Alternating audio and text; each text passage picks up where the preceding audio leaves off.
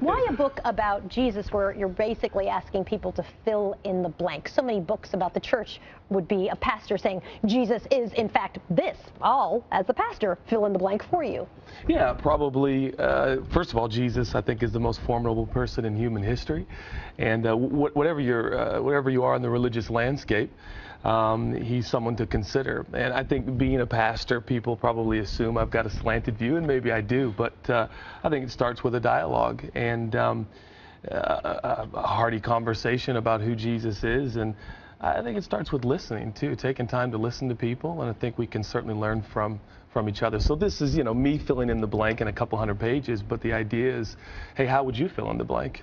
Is the idea to reach out to more younger people? I mean, you're in your early 30s. Justin Bieber, obviously, as a young man. When you look at the statistics on young people and religion, it's something like almost a third say they're not affiliated with any religious group, and compare that to about 10% for folks who are, significantly older. So you see a big gap that, if you're a pastor, could be problematic. Yeah, and I think we've got a work cut out for us as pastors and spiritual leaders. And yeah, the book obviously is for all ages, but I certainly had Justin in mind when I was writing it, and we talked quite a bit about it.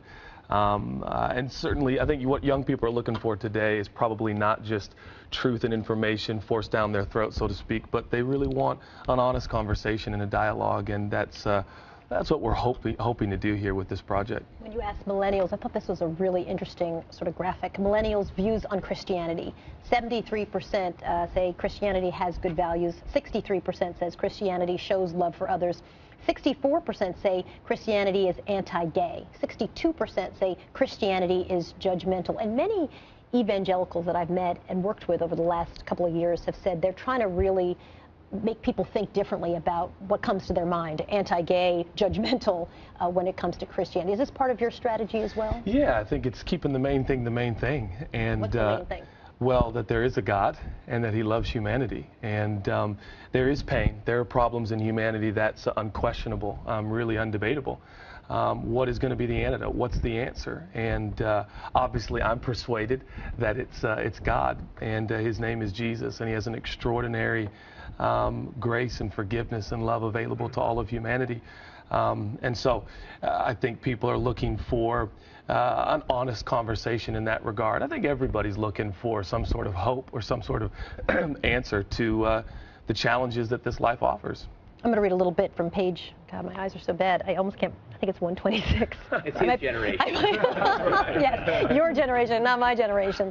I want people in my church to welcome everybody, the gay, the straight, the rich, the poor, the good, the bad, and the ugly. I want my church to be a place where people can come in from all kinds of backgrounds and issues and shortcomings and addictions and bondages, and we don't have to get them all fixed up before they sit on the front row.